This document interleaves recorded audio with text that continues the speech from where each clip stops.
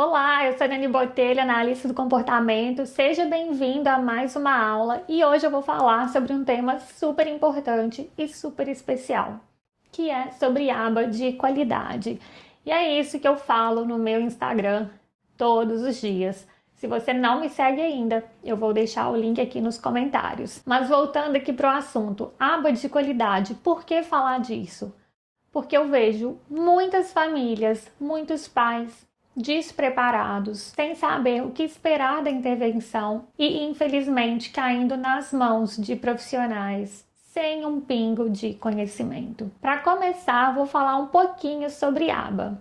Então, ABA é a aplicação da ciência do comportamento. A gente trabalha com o entendimento, a aprimoração do comportamento humano. Então, eu, como analista, quero ver o que no ambiente está influenciando o comportamento do meu aprendiz. O que eu posso fazer naquele ambiente para que o meu aprendiz aprenda, por exemplo, uma habilidade nova? Ou o que eu posso fazer para que aquele comportamento que está em excesso, aquele comportamento que é interferente, para que aquele comportamento diminua. E o que a gente faz está baseado em 7 dimensões. E o mais importante dessa aula é você, como pai, como mãe, como tio, como tia, como avó, saber o que significa essas dimensões na prática, para que você saiba o que cobrar do profissional. Seja ele um profissional autônomo, seja uma clínica super reconhecida de aba. Não importa. O importante é que se eles estão falando que eles oferecem serviço da análise do comportamento aplicada, se eles chamam de terapia aba, de terapia baseada em aba, não importa. Eles têm que estar seguindo o que a gente vai ver agora. Primeiro, nós selecionamos comportamentos que a gente chama de socialmente significativos. São comportamentos que são importantes, que realmente vão fazer diferença na vida do aprendiz e na vida da família toda. Então, se eu tenho um aluno que está aprendendo, por exemplo, a nomear objetos, o que é importante para esse aluno? O que é importante para esse aprendiz nesse momento que vai fazer diferença na vida dele? É saber, por exemplo, o que é um grampeador? Claro que não, se o aluno tem 4, 5 anos, quando ele vai usar um grampeador na vida dele? Mas ele tem que saber o quê? Os itens na cozinha, por exemplo, que são importantes para ele na idade dele. Então é importante saber o que é um garfo, o que é uma colher, o que é um copo, o que é um prato. Por quê? Porque ele vai ter contato com aqueles itens todos os dias. Nos meus treinamentos, eu sempre bato nessa tecla. Ah, Dani, mas eu tenho que trabalhar a nomeação de objetos com meu cliente. Tudo bem. O que você vai ensinar? Pense primeiro na casa do seu cliente. Vou ensinar o quê? Itens importantes da cozinha, do quarto, da sala, porque aquilo ali vai fazer diferença na vida dele. Depois eu vou expandindo isso para a comunidade, para a sala de aula, mas sempre pensando em itens que serão importantes. Coloquei a foto do menininho indo no banheiro. O treino de desfraude é uma habilidade super importante que a gente tem que adressar quando a criança estiver nessa fase, estiver preparada. Então são esses os comportamentos que vão fazer diferença na vida do aprendiz. Então você, pai, quando você olhar um objetivo de ensino e tiver algo nada a ver, você tem que questionar, você tem que perguntar ao supervisor do caso.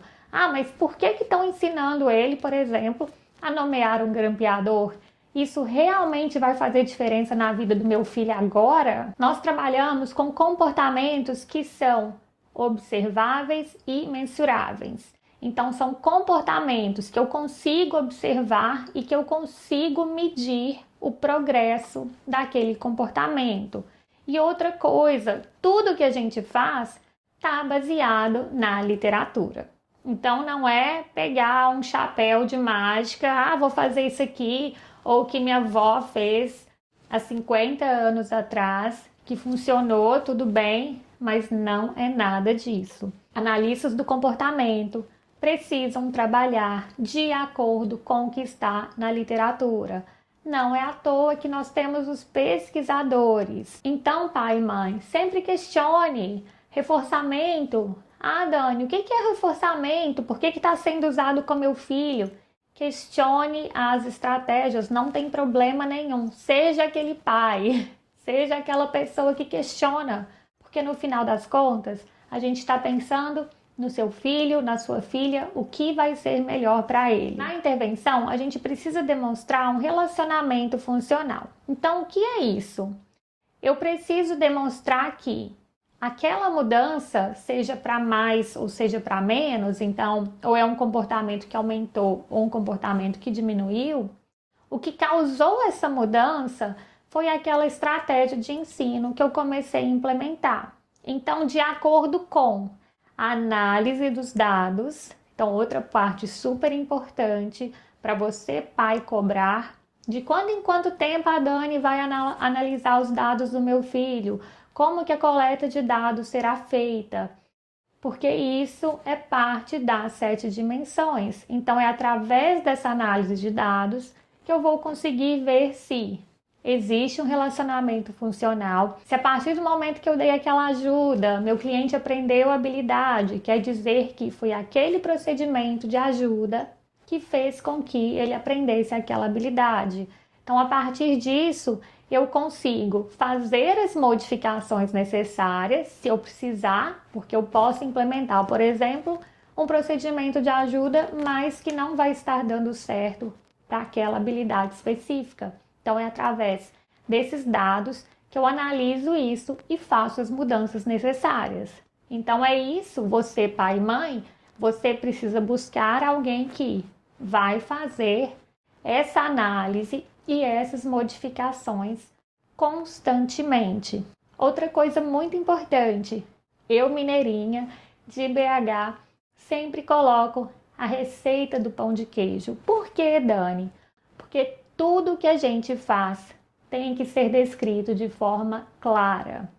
Então, se eu tenho um protocolo de ensino, um plano de ensino, independente do nome que o analista use, isso tem que ser descrito de forma bem clara. Porque se a Ana faltou, a Ana, minha aplicadora, faltou hoje. Ah, mas o Joãozinho pode substituir a Ana. Quando o Joãozinho chega, não tem problema se ele nunca trabalhou com a Clarinha, não tem problema nenhum. Mas ele vai ler meu protocolo de ensino e vai estar tudo tão bem explicado que ele vai saber os materiais que ele precisa, ele vai saber o que ele tem que falar, ele vai saber como ele coleta os dados, ele vai saber qual que é o esquema de reforçamento, ele vai saber tudo, mesmo nunca tendo trabalhado com a Clarinha, porque o que eu fiz está descrito como uma receita de pão de queijo, então todo o passo a passo está ali.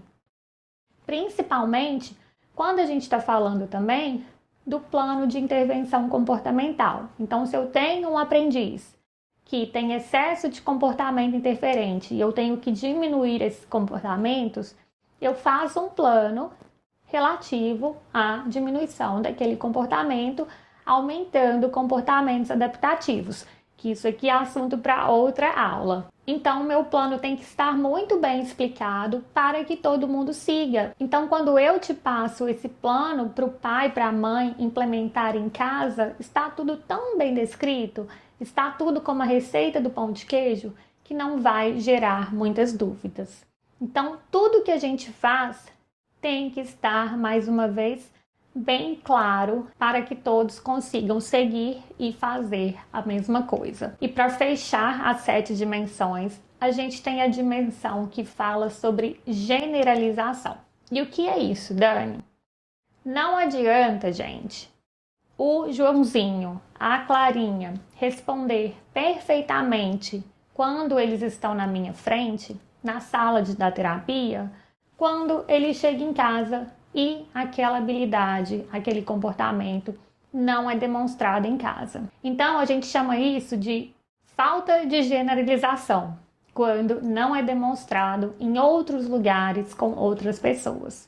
O que a gente quer é generalização. A gente quer que a mesma coisa que eu ensinei hoje na sala de terapia, o Joãozinho e a Clarinha façam com a mãe, com o pai, na escola, na comunidade, em qualquer lugar. Então, se eu ensino uma habilidade específica, eu tenho que garantir que o Joãozinho não está demonstrando essa habilidade só na minha frente na sala de terapia.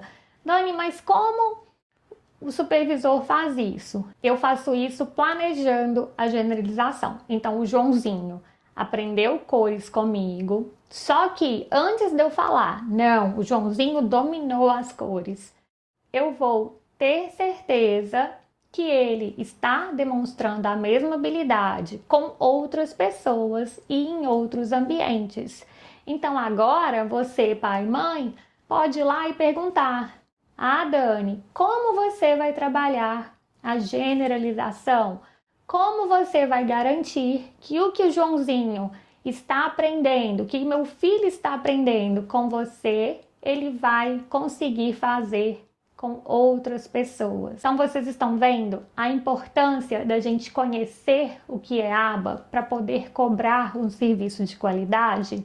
Então, para a gente resumir aqui as 7 dimensões, eu comecei falando sobre comportamentos importantes, que são socialmente significativos, que eu consigo observar e consigo medir. Quando eu coloco uma intervenção em prática, essa intervenção vem da pesquisa, vem da literatura, ela não vem do nada. E essa intervenção tem que ser a razão do comportamento mudar, seja aumentando, seja diminuindo. E eu vou saber disso através da análise dos dados que foram coletados. E esses dados foram coletados pelo aplicador, pelo pai, pela mãe, seguindo o meu plano de ensino, o meu protocolo de ensino, que foi feito igual uma receita de pão de queijo mineiro, e que nesse plano também estavam incluídos aspectos da generalização. Agora você conseguiu entender o que é esperado de uma intervenção de qualidade?